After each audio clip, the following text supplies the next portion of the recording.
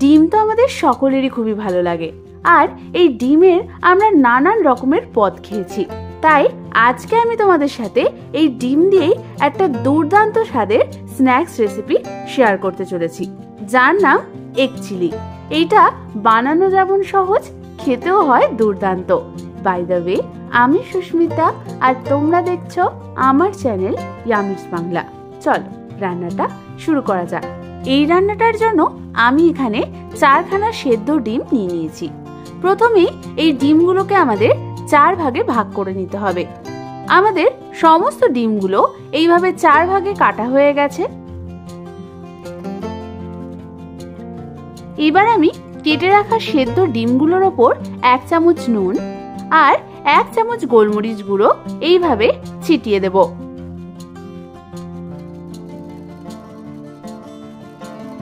অন্যদিকে আমি নিয়ে নিয়েছি হলুদ ক্যাপসিকাম, লাল ক্যাপসিকাম, সবুজ ক্যাপসিকাম, পেঁয়াজ, স্প্রিং অনিয়নের সবুজ অংশ, স্প্রিং অনিয়নের সাদা অংশ, আর নিয়ে নিয়েছি 2 টেবিল চামচ মতো রসুন কুচি, 1 টেবিল চামচ আদা কুচি, 2খানা কুচনো কাঁচা লঙ্কা। অন্যদিকে আমি একটা বোলের মধ্যে নিয়ে নিয়েছি 5 টেবিল চামচ ময়দা, 2 টেবিল চামচ পরিমাণ কর্নফ্লাওয়ার, 1/2 চামচ নুন, 1/4 চামচ বেকিং পাউডার, আর নিয়ে নিয়েছি 1/4 চামচ মতো বেকিং সোডা। এবার প্রথমে সমস্ত ড্রাই ইনগ্রেডিয়েন্টস গুলোকে আমাদের মিশিয়ে নিতে হবে। এবার আমি এর মধ্যে অল্প অল্প করে জল দিয়ে এটার একটা স্মুথ ব্যাটার বানিয়ে নেব।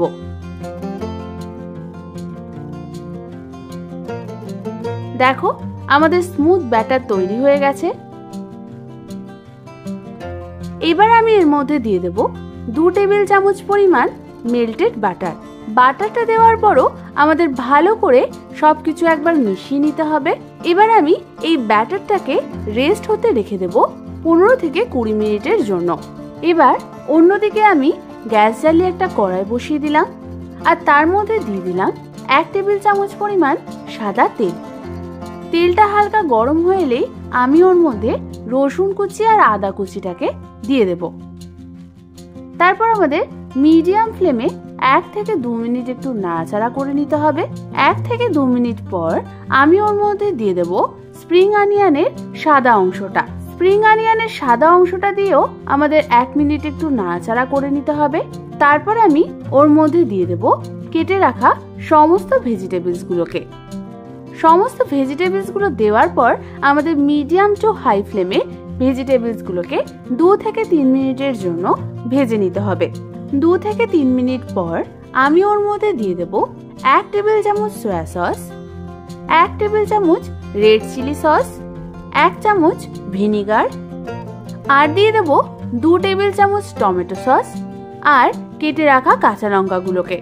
সসগুলো দিয়ে মিডিয়াম ফ্লেমে 1 থেকে 2 মিনিট একটু নাড়াচাড়া করে নিয়ে আমি গ্যাস অফ করে এটাকে সাইডে রেখে দেব। অন্যদিকে আমি একটা অন্য কড়াই গরম বসিয়ে দেব, আর তার মধ্যে আমি ডিপ ফ্রাইং এর জন্য সাদা তেল দিয়ে দেব। এবার আমি যে ব্যাটারটা রেস্ট হতে রেখে দিয়েছিলাম সেটাকে নিয়ে নেব। তারপর ওর মধ্যে আমি দিয়ে দেব 1 চামচ পরিমাণ গোলমরিচের গুঁড়ো। গোলমরিচের গুঁড়ো দেওয়ার পর ব্যাটারটার সাথে আমাদের ভালো করে মিক্স করে নিতে হবে। দেখো আমাদের ব্যাটারের কনসিস্টেন্সিটা কিন্তু ঠিক এরকম হবে। অন্যদিকে তেলটাকে একবার খুন্তির সাহায্যে এইভাবে নাড়িয়ে নিতে হবে। এবার আমি সেদ্ধ ডিমগুলোকে একটা একটা করে নিয়ে ব্যাটারের মধ্যে এইভাবে ডিপ করে নেব। তারপর একে একে গরম তেলের মধ্যে ছেড়ে দেব। এই সময় আমাদের গ্যাসের ফ্লেমটা থাকবে মিডিয়াম টু হাই। এইভাবে আমি একে একে সব ডিমগুলোকে তেলের মধ্যে ছাড়বো। তোমরা কিন্তু সসের মিক্সচারটা আগে বানাবে, তারপর ডিমটা ভাজবে, তাহলে সসের মিক্সচারের সাথে মেশানোর পরও ডিমের পকোড়াটা ক্রিস্পি থাকবে। এবার আমাদের মিডিয়াম ফ্লেমে এটাকে ভেজে নিতে হবে যতক্ষণ না গোল্ডেন ব্রাউন কালার হচ্ছে। এই সময় কিন্তু তোমরা গ্যাসের ফ্লেমটাকে হাই করবে না, তাহলে কিন্তু তোমাদের ডিমটা ফাটতে পারে। তাই তোমরা একটু সাবধানে এই ডিমের পকোড়াগুলোকে ভেজে নেবে। দেখো আমাদের ডিমগুলো কি সুন্দর গোল্ডেন ব্রাউন কালার হয়ে এসছে। এবার এইগুলোকে আমি একটা অন্য পাত্রে তুলে নেব।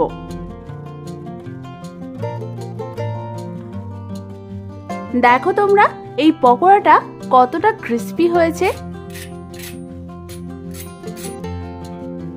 এইভাবে ঠিক একই পদ্ধতিতে আমি বাকি ডিমগুলোকেও ভেজে নেব। আমাদের সমস্ত ডিমগুলো ভাজা হয়ে গেছে। এগুলোকে একটা অন্য পাত্রে আমি তুলে নেব। এবার গ্যাস জ্বালিয়ে যে সস আর ভেজিটেবলের মিক্সচারটা বানিয়ে রেখেছিলাম সেটা নিয়ে নেব। তারপর একটা ছোট বাটির মধ্যে আমি নিয়ে নেব 1 টেবিল চামচ কর্নফ্লাওয়ার, আর তার মধ্যে দিয়ে দেব 3 টেবিল চামচ মতো জল। তারপর আমি কর্নফ্লাওয়ার আর জলের একটা মিক্সচার বানিয়ে সেটাকে ওর মধ্যে দিয়ে দেব। কর্নফ্লাওয়ার আর জলের মিক্সচারটা দেওয়ার পর মিডিয়াম ফ্লেমে 1 মিনিট একটু নাড়াচাড়া করে নিতে হবে। তারপর যে ডিমের পকোড়াগুলো ভেজে রেখেছিলাম সেগুলোকে ওর মধ্যে দিয়ে দেব। তারপর একবার ভালো করে সমস্ত কিছু মিশিয়ে নিতে হবে। এবার আমি ওর মধ্যে দিয়ে দেব স্বাদ অনুযায়ী নুন, 1 চামচ পরিমাণ মধু, আর দিয়ে দেব কেটে রাখা স্প্রিং অনিয়নের সবুজ অংশটাকে। এবার আরো একবার সমস্ত কিছু আমাদের ভালো করে মিশিয়ে নিতে হবে। ব্যাস, তাহলেই তৈরি হয়ে যাবে দুর্দান্ত স্বাদের এগ চিলি রেসিপি। এটা কিন্তু তোমাদের গরম গরমই খেয়ে নিতে হবে, তাহলে কিন্তু তোমাদের ডিমটা ক্রিস্পি থাকবে। তাহলে আর দেরি কেন, বাড়িতে যে কোনো দিন স্ন্যাক্সে এই ইউনিক এগ চিলি রেসিপিটা বানিয়ে ফেলো আর বাড়ির সকলকে একদম চমকে দাও। আর তার সাথে আমার এই ভিডিওটাকে লাইক করতে কিন্তু একদম ভুলো না, আর কমেন্টস করে আমাকে জানিও কেমন লাগলো।